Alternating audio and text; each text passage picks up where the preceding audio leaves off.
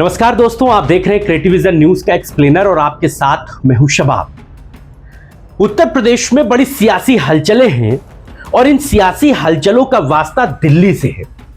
बात आज बीजेपी की सियासी हलचलों की नहीं बल्कि उसके घटक दलों की सियासी हलचलों की होगी। बीजेपी लोकसभा और राज्यसभा से वक्फ अमेंडमेंट बिल को लेकर जो करना चाहती थी वो उसने कर लिया। वक्फ बिल उसे पास कराना था, उसने पास करा लिया।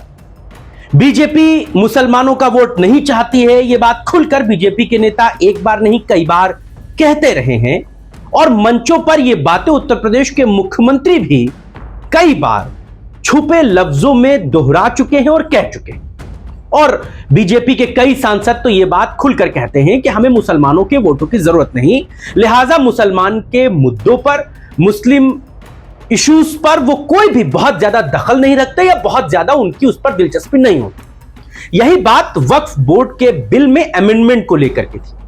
पूरा मुस्लिम समाज इसके खिलाफ खड़ा था, बावजूद इसके बीजेपी जो करना चाहती थी वो उसने कर लिया। इस बिल में एक दो नहीं बल्कि 44 अमेंडमेंट्स किए गए। हालांकि कहने को इस बिल पर जेपीसी बनी, उस जेपीसी ने देश भर में दौरे किए, मुस्लिम समाज के लोगों से बातचीत की, लेकिन बावजूद इसके जो मुस्लिम समाज के लोग थे वो लगातार एक ही बात दोहराते रहे कि आप हमसे मिलने आए, आपने हमसे जो बातें की, हमने आपको जो राय मशवरा इस बिल से लेकर दिया उसको आपने इस बिल में कहीं पर भी शामिल किया ही नहीं। आप तो वही बिल लेकर आ गए लोकसभा में वापस से फिर से जो आप पहले लेकर आए थे। फिर हमसे मुलाकातें, हमसे बातचीत का ये ढोंग, ये पूरा नाटक क्यों हुआ? मुस्लिम समुदाय के बड़े रहनुमा और All India Muslim Personal Law Board सरीखे जो लोग हैं वो इस बात को कहते हैं आपने सिर्फ सरकारी पैसे का दुरुपयोग किया। कहने को इसमें लोकसभा और राज्यसभा के सांसदों को भी शामिल किया। असदुद्दीन ओवैसी सरीखे सांसद भी इसमें शामिल रहे, समाजवादी पार्टी के सांसद भी शामिल रहे, लेकिन लगातार ये बातें बीजेपी के ऊपर तोहमत के तौर पर लगती रहीं कि आपको जो करना था वो आपने किया, आपने कोई बात किसी की नहीं सुनी। खैर, वक्फ अमेंडमेंट बिल लोकसभा से होता हुआ राज्यसभा पहुंचा, राज्यसभा से पास हुआ और उसके बाद राष्ट्रपति ने इसको कानून की शक्ल दे दी। अब ये एग्जीक्यूट हो सकता है। हालांकि इन सब के बीच में कई बड़े मुस्लिम धर्मगुरु और कई पॉलिटिकल पार्टी के लोग इसको लेकर सुप्रीम कोर्ट भी गए हैं और इस बिल के खिलाफ उन्होंने वहां पर अपील की। ये सारी बातें आप पिछले कई दिनों से सुन रहे होंगे, देख रहे होंगे। अब यहां से एक दूसरी कहानी शुरू होती है। दूसरी कहानी बीजेपी से जुड़े घटक दलों की है।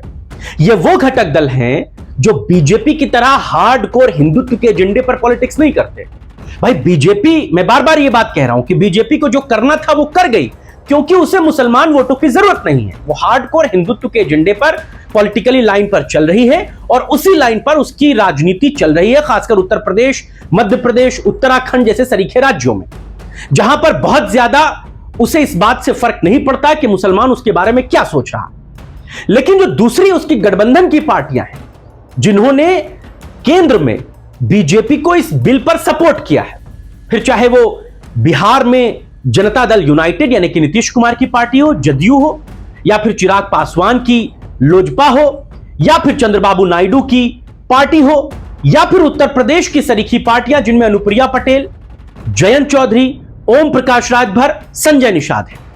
अब इन सब के सिंहासन डोलने लगे हैं क्योंकि कहीं ना कहीं मुसलमान मतदाताओं से इनका सीधा राब्ता रहता है, सीधा जुड़ाव रहता है। आप इस बात से डिनाई नहीं कर सकते कि सिर्फ हिंदू वोट बैंक आपको उत्तर प्रदेश में विधायक की गद्दी पर पहुंचा सकता है। आपको मुस्लिम वोटों की जरूरत पड़ेगी। आज इनमें से सिर्फ एक पॉलिटिकल पार्टी की बात होगी और बात होगी जयंत चौधरी यानी कि राष्ट्रीय लोक दल की। जयंत चौधरी उत्तर प्रदेश की सियासत करते करते अखिलेश यादव का हाथ थामते थामते दिल्ली चले गए और उन्होंने बीजेपी का हाथ पकड़ लिया। उत्तर प्रदेश में उनके 9 विधायक हैं। आज जयंत चौधरी से जुड़ी हुई 3 बड़ी खबरें आपको बताने जा रहे हैं दोस्तों, जो आपने ना सुनी, ना देखी, ना आपको किसी ने बताई होगी। पहली खबर यह कि जयंत चौधरी में, उनकी पार्टी में लोकसभा और राज्यसभा में वक्फ बिल को सपोर्ट करने के बाद एक बड़ा तूफान मचा हुआ है। उनकी पार्टी के तमाम लोग पार्टी छोड़ रहे हैं, जयंत चौधरी को चिट्ठी लिख रहे हैं और इस बात को खुलकर कह रहे हैं कि आपको सिर्फ मुसलमानों का वोट लेना है, आपको मुसलमानों के मुद्दे पर कोई हमदर्दी नहीं। कई पार्टी के बड़े नेता पॉलिटिकली उनकी पार्टी को छोड़ चुके हैं और बड़ा झटका जयंत चौधरी को लगा है। बताया यह जा रहा है कि उत्तर प्रदेश में खासकर रुहेलखंड की बेल्ट में पश्चिमी यूपी में जयंत चौधरी के करीबन 1000 से ज्यादा पार्टी के नेता और कार्यकर्ता पार्टी को छोड़ गए। दूसरी बात यह है, जयंत चौधरी की पार्टी के मुसलमान विधायक को इस पूरे मामले में मरहम के तौर पर उत्तर प्रदेश में जो कैबिनेट का विस्तार होने जा रहा है उसमें मंत्री बनाया जा सकता है। जी दोस्तों, यह दूसरी बड़ी खबर है। और तीसरी बड़ी खबर जयंत चौधरी से जुड़ी हुई यह है कि जयंत चौधरी अब अपनी पार्टी का विस्तार करने की कोशिशों में हैं और वो वापस से अखिलेश यादव के साथ 2027 में हाथ मिला सकते हैं। इन 3 बातों का पोस्टमार्टम करेंगे, तफसील से इन 3 बातों को आपको बताएंगे। पहले जयंत चौधरी की पार्टी में फूट की बात। जयंत चौधरी ने लोकसभा में जिस तरह से वक्फ के बिल को सपोर्ट किया, उसके बाद उनकी पार्टी में बड़ी फूट है। उनके कई बड़े पद पर बैठे हुए लोग उनकी पार्टी को छोड़ रहे हैं। उनके साथ एक साथ सैकड़ों समर्थक पार्टी को छोड़कर दूसरी पार्टियों का रुख कर रहे हैं और सीधे तौर पर जयंत चौधरी को लिख रहे हैं, कह रहे हैं कि आप मुसलमानों के मुद्दे पर बात नहीं कर रहे, आपको सिर्फ मुसलमानों का वोट चाहिए, इससे ज्यादा आप मुसलमानों से कोई इत्तेफाक नहीं रखते, इसीलिए आपने वक्फ बिल को सपोर्ट किया और अब आपके लिए 27 के चुनावों में बड़ी मुश्किलें हो जाएंगी। और इस बात में कोई दो राय नहीं दोस्तों कि चौधरी चरण सिंह के आदर्शों पर शुरू हुई पार्टी कैसे बीजेपी के हाथों की कठपुतली बन गई, यह जयंत चौधरी से सीखा जा सकता है। सिर्फ क्षणिक राजनीतिक फायदे के लिए जयंत चौधरी बीजेपी में चले गए। वो 2 विभागों के केंद्र में राज्य मंत्री हैं, बावजूद इसके उनका उत्तर प्रदेश में सियासी वजूद धीरे धीरे कम हो रहा है। ये वही जयंत चौधरी हैं जो 2022 के विधानसभा चुनाव में अखिलेश यादव के कंधे पर चढ़कर विधानसभा का चुनाव लड़े थे। ये वो पार्टी थी जो हाशिए पर थी और अखिलेश यादव की पार्टी ने इनको अपने साथ चुनाव लड़ाया और ये 9 विधायक जीत गए। गठबंधन में इन्हें कई सीटें मिली थी। बाद में 2024 में ये बड़े बार्गेनर हो गए, बड़े ब्लैकमेलर हो गए, अखिलेश यादव से बड़ी बार्गेनिंग सीटों पर करने लगे, फिर बातें नहीं बनी और 24 से पहले चुनावों से पहले इन्होंने समाजवादी पार्टी से किनारा कर लिया और ये बीजेपी के साथ हो गए। वहां भी इनको बहुत चुनिंदा सीटों पर चुनाव लड़ने का मौका मिला, लेकिन वहां पर इनकी चुप्पी रही, इनके मुंह से कोई अल्फाज नहीं फूटा, ये बीजेपी में बगावत नहीं कर पाए। अब इनकी पार्टी में सिर्फ फुटबॉल की कंडीशन है, आगे आगे देखिए होता है क्या। दूसरी बात, उत्तर प्रदेश में अगले 2 महीनों के भीतर मंत्रिमंडल का विस्तार होना है। बताया जा रहा है कि ये जो लोकसभा और राज्यसभा में वक्फ बिल को लेकर के सिर्फ फुटबॉल की कंडीशन अब इनके सामने आ रही है, जयंत चौधरी के सामने। अब जयंत चौधरी ने मोदी जी के आगे नाक रगड़कर यह बात कही है कि हमको इस बात के लिए थोड़ा मुसलमानों के बीच में जाने भर का छोड़िए, और हम वो कैसे जाएंगे जब तक आप हमारे मुसलमानों को जगह नहीं देंगे, सरकार में जगह नहीं देंगे, हिस्सेदारी नहीं देंगे। इसीलिए यह कहा जा रहा है कि मोदी जी ने योगी जी को कहा है कि जब आप कैबिनेट का विस्तार करें तो आप जयंत चौधरी की पार्टी से एक मुसलमान विधायक को कैबिनेट में जगह दें। हालांकि यहां से भी एक बात है, जयंत चौधरी की पार्टी में 9 विधायक हैं। 9 में राजपाल सिंह बुढ़ाना से विधायक हैं, प्रसन्न कुमार चौधरी शामली से विधायक हैं, डॉक्टर अजय कुमार तोमर छपरौली से, प्रदीप चौधरी सादाबाद से, मिथिलेश पार मीरापुर से, जो भी उपचुनाव हुआ था उसमें ये जीते थे, अनिल कुमार पुरकाजी से, मदन भैया खतौली से, गुलाम मोहम्मद सिवाल खास से और अशरफ अली थाना भवन से विधायक हैं। इनमें 2 नामों की चर्चा है जिनको कैबिनेट विस्तार में जगह मिल सकती है। इनमें पहला नाम है मुस्लिम विधायक अशरफ अली का, जो थाना भवन से हैं, इनको कैबिनेट में जगह मिल सकती है। हालांकि इनके साथ बुढ़ाना से विधायक राजपाल सिंह का भी नाम चल रहा है, यह भी कैबिनेट में जगह पा सकते हैं। अब कितनी मुसलमानों के हित की बात बीजेपी इनकी सुनेगी, यह तो आने वाला समय बताएगा। तीसरी खबर, अखिलेश यादव ने लोकसभा में जयंत चौधरी के वापस फिर से समाजवादी पार्टी के साथ आने के संकेत दे दिए।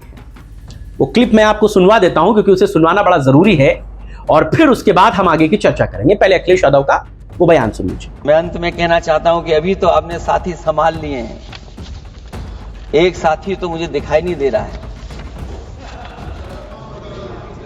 और हमारे जिनका हमने सम्मान किया हमें कहां ले गए आप, और हमें यहां छोड़ गए आप, हमें छोड़ गए। हमें देखिए सभापति महोदय देखिए राजनीति क्या है। हमने आपका हाथ पकड़ा और हम यहां आ गए, और आप हमारा हाथ छुड़ा करके वहां चले गए। इसलिए देखिएगा कब हमारा इनका हाथ मिल जाए। तो आपने सुन लिया अखिलेश यादव के उस बयान को कि वो किस तरह कह रहे हैं कि जिनको हमने अपने साथ रखा और वो आज उस तरफ है, हमने हाथ पकड़कर उनको कहां से कहां पहुंचाया, ये फिर वापस आ सकते हैं। जी, इस बात में बड़ी गुंजाइश और बड़ी गहरी ये बात हमारे सूत्र हमको ये बता रहे हैं कि जयंत चौधरी चुनावों से पहले समाजवादी पार्टी के साथ आ जाएंगे, क्योंकि उनको भी पता है कि मुसलमानों के बीच वो बीजेपी के साथ नहीं जा पाएंगे। और अगर 27 में उन्होंने अपनी फील्डिंग को टाइट नहीं किया तो ये जो 9 विधायक उनके जीत के आए हैं ना, 8-22 के चुनाव में जीत कर आए थे, एक मीरापुर का उपचुनाव में जीता था, ये 9 फुस हो जाएंगे, इस बात में कोई दो राय नहीं। ये बात आप समझिए कि आरएलडी की पूरी पॉलिटिक्स पश्चिमी यूपी रोहेलखंड की बेल्ट में चलती है, और यहां पर बहुत ज्यादा हिंदू मतदाता नहीं है। जो हिंदू मतदाता भी हैं वो जाट की शक्ल में हैं। आरएलडी की पूरी पॉलिटिक्स 2 धुरों पर घूमती है, पहली है जाट मतदाता और दूसरी है मुस्लिम वोटर। इन्हीं दोनों के इर्द गिर्द आरएलडी के विधायक जीतते हैं और वो विधानसभा तक पहुंचते हैं, और जयंत चौधरी को भी यह बात पता है। अब आरएलडी के जो 9 विधायक जीते और उन विधानसभा सीटों पर मुसलमानों की कितनी बड़ी आबादी है यह भी आपको बताते हैं, यह आंकड़ा आपको सुनना चाहिए। पहला नाम है राजपाल सिंह का, जो बुल्हाना से विधायक हैं, और इस बुल्हाना विधानसभा सीट पर 21%, जी हां 21% मुस्लिम मतदाता हैं, यानी कि 70,000 मुस्लिम मतदाता हैं जो विधायक चुनने में मदद करते हैं। दूसरे नंबर पर आते हैं प्रसन्न कुमार चौधरी, जो शामली से विधायक हैं। यहां पर लगभग 32% मुस्लिम मतदाता है, एक बहुत बड़ा वोटर है मुसलमानों का जो यहां से विधायक चुनता है। तीसरा नाम है डॉक्टर अजय कुमार तोमर का, जो छपरौली से विधायक हैं। यहां पर 24% यानी कि लगभग 16 लाख मुस्लिम मतदाता है। अगर यह मुस्लिम मतदाता आरएलडी से छिटका तो फिर आरएलडी कहीं की नहीं रहेगी, विधायक की जिताने में लाले लग जाएंगे, आप बीजेपी को चाहे जितना साथ ले आइए। चौथा नाम है प्रदीप चौधरी का, जो सादाबाद से विधायक हैं। यहां पर 38%, 38% मुस्लिम जो है वो मतदाता है। मिथिलेश पाल मीरापुर से विधायक हैं, और ये अभी उपचुनाव जो हुआ था यहां पर उन्होंने बीजेपी के साथ गठबंधन में चुनाव लड़ा था और ये चुनाव जीते थे। यहां पर 40% मुस्लिम मतदाता, यानी कि 1,30,00,000 मुस्लिम मतदाता है। अब आप कहेंगे कि बीजेपी के साथ लड़कर यहां चुनाव जीत तो लिया इन्होंने, तो आपको बता दूं मीरापुर रिजर्व सीट है, यहां पर दलित मतदाता सबसे ज्यादा है, और जयंत चौधरी ने इस सीट पर चुनाव जो जीता है वो दलित वोट बैंक से जीता है, यानी कि अपर कास्ट जो हिंदू है वो यहां पर बहुत बड़ी आबादी में नहीं है, उनके वोट करने न करने वो जिताने की हैसियत में नहीं रहते। तो दलित और मुसलमानों ने यहां मीरापुर में जयंत चौधरी को जिताया। दलित भाजपा के साथ थे और मुसलमान जयंत चौधरी के साथ, जिससे जयंत चौधरी की पार्टी का विधायक यहां से जीत पाने में सफल रहा। इसके बाद बात होती है अनिल कुमार की, जो पुरकाजी से विधायक हैं आरएलडी के। यहां पर भी 35 से 40% तक की मुस्लिम आबादी है। मदन भैया खतौली से 28% मुस्लिम मतदाताओं के साथ जीतते हैं। 77,000 मुस्लिम मतदाता है जो आरएलडी को लगभग वोट करता है।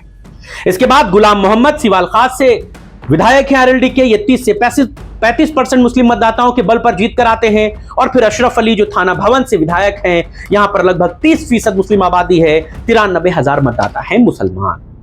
जी, यानी कि मुस्लिम आबादी कितनी बड़ी है। आपको लगता है कि यहां पर बीजेपी के सपोर्ट से ये आरएलडी अपने विधायक जिता पाएगी? असंभव। और ये बात जयंत चौधरी को भी पता है, इसीलिए जयंत चौधरी ने बीजेपी के सामने ये शर्त रख दी है कि अगर आप चाहते हैं कि 27 में हम आपके साथ रहें तो जो कैबिनेट का विस्तार हो रहा है उसमें हमारे मुस्लिम विधायक को जगह दीजिए, उन्हें मंत्री बनाइए, ठीक ठाक ओहदे का मंत्री बनाइए, ताकि हम मुसलमानों के बीच में जाकर ये कह सके कि भाई जो हुआ उसे छोड़ो, अब हम आपकी रहनुमाई करने के लिए सदन में मौजूद हैं, मंत्री हैं, आपके हिस्से का आपके लिए हम काम करेंगे। भाजपा इस पर कितना सोचेगी, इस पर सबकी निगाहें रहेंगी। लेकिन अखिलेश यादव ने जब एक फोटो नहीं आई थी अमित शाह के साथ, समाजवादी पार्टी के 3-4 जो बागी विधायक थे, मनोज पांडे, राकेश प्रताप सिंह, ये सब बैठे थे दिल्ली में और अपनी राजनीतिक संरक्षण और राजनीतिक भविष्य की बात कर रहे थे। इस पर अखिलेश यादव ने एक लाइन कही थी कि जो दर का नहीं रहता वो दरबदर हो जाता है, वो किसी दर का रहता नहीं। और ये बात सच्चाई है। ये बात उन विधायकों के साथ साथ जयंत चौधरी को भी बहुत अच्छे से समझ में आ रही है। जयंत चौधरी का क्या किस्मती फैसला होगा ये आने वाला वक्त बताएगा, लेकिन हमारी कोशिश ये थी कि आपको ब्रीफ में इस खबर की डेप्थ में जानकारियों को बताया जाए। आप क्या सोचते हैं जयंत चौधरी के राजनीतिक भविष्य के बारे में?